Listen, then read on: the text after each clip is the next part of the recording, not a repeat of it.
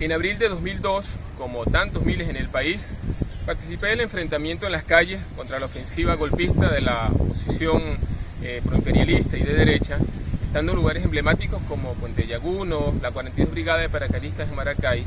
Y lo que voy a plantear resumidamente es el análisis que hacemos desde la Liga de Trabajadores por el Socialismo. En la izquierda nacional, la versión hegemónica es la versión oficial del gobierno, donde todo aparece victorioso, gracias al desenlace del 13, sin mayores lecciones críticas que sacar de parte del movimiento de masas y la izquierda anticapitalista. Nuestra perspectiva es diferente. Una pista es la definición de que estas fueron unas jornadas revolucionarias que implicaron una victoria del movimiento de masas, que sin embargo fue administrada políticamente por el gobierno de Chávez para un proyecto que buscaba en realidad la pasivización de esa energía del movimiento de masas, encuadrándola en la disciplina del Estado burgués. En la narrativa oficial del chavismo se reivindica plenamente el rol jugado por Chávez, es decir, el líder y dirección real del movimiento de masas se rinde ante el golpe, dejando al pueblo trabajador a expensas de la reacción, y sin embargo se le reivindica plenamente ese papel con argumentos como que no había más nada que hacer ante la conspiración de los militares o que estuvo bien rendirse para no inmolarse. Pero es cierto que no había nada que hacer frente a la conspiración de la reacción. El gobierno sabía que había una conspiración en marcha. El pueblo a su vez estaba muy alerta, por lo menos desde el 9 de abril. Aquí en Caracas y en diversas ciudades del país, por doquier había reuniones de organizaciones barriales, medios alternativos, grupos estudiantiles, grupos de izquierda, evaluando la situación, discutiendo planes de autodefensa, control territorial.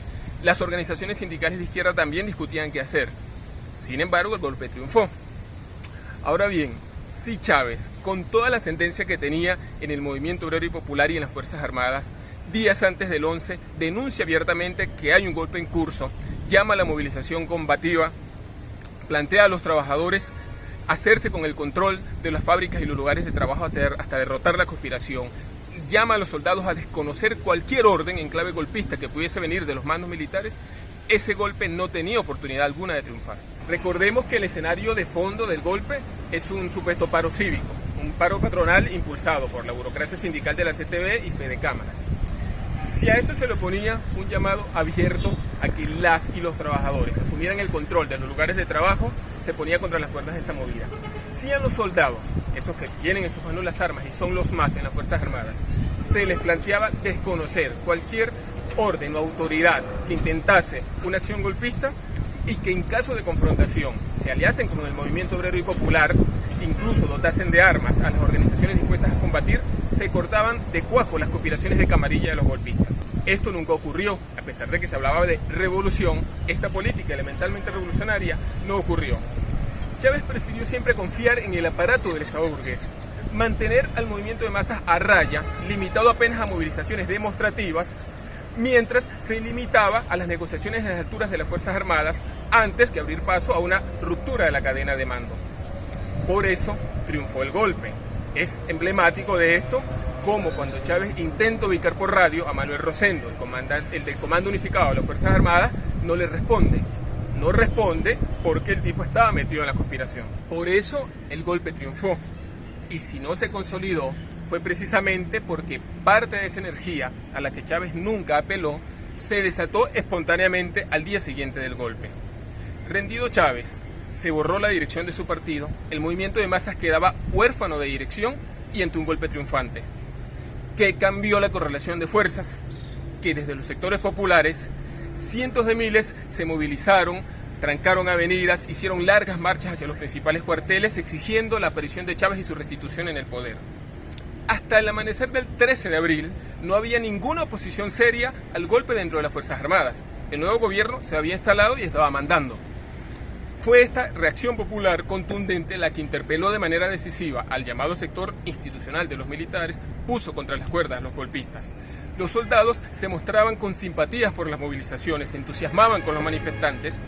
Los comandantes leales a Chávez dieron un paso al frente, se insubordinaron al gobierno de facto y exigieron la restitución de Chávez. Chávez, a pesar de los acontecimientos, se mantuvo siempre en los marcos de la institucionalidad burguesa. En la madrugada del 14 vemos a Chávez pidiendo perdón, pero no al pueblo por haberlo puesto al borde de una dictadura sangrienta, sino a los golpistas. Llama al diálogo y la reconciliación y manda al pueblo a sus casas. Cuando la reacción acababa de ser derrotada de su brutal zarpazo, Chávez le quita las masas de encima y las manda a sus casas, evitando cualquier desborde revolucionario. Luego se encargó de llamar a la reconciliación, dejar intacta la propiedad de la burguesía golpista, renegociar con las transnacionales en lugar de expulsarlas. Cuando en agosto el TSJ dijo que no hubo golpe, Chávez llamó al pueblo a calmarse y a respetar esa decisión.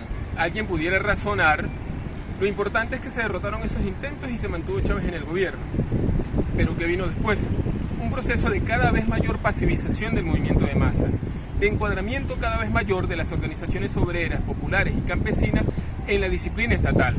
No se abrió paso a la profundización del potencial revolucionario que había en las jornadas del 13 de abril o del enfrentamiento al paro-sabotaje hacia una verdadera revolución social, sino que se evitó que la lucha obrera y popular, además de derrotar los golpes, pusiera en riesgo también las relaciones de propiedad y de explotación capitalista. La enorme renta petrolera permitió aminorar la lucha de clases, cooptar a las organizaciones de masas por parte del Estado, que aparecía como dador de concesiones, garante de algunos derechos, mientras el gobierno derrotaba o dejaba morir de mengua las luchas que enfrentaban más seriamente la explotación.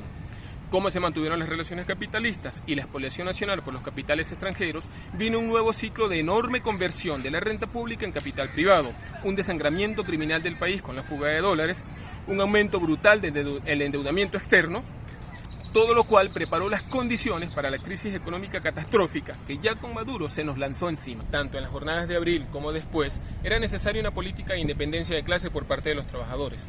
Es decir, movilizarse no subordinados al proyecto de Chávez, que era un proyecto para mantener el capitalismo nacional, sino con un programa y una estrategia propios como clase, anticapitalista y socialista, para que la energía obrera y popular no terminara subordinada o impotente ante el Estado burgués, luchando en la perspectiva de conquistar un gobierno propio, un gobierno de los trabajadores.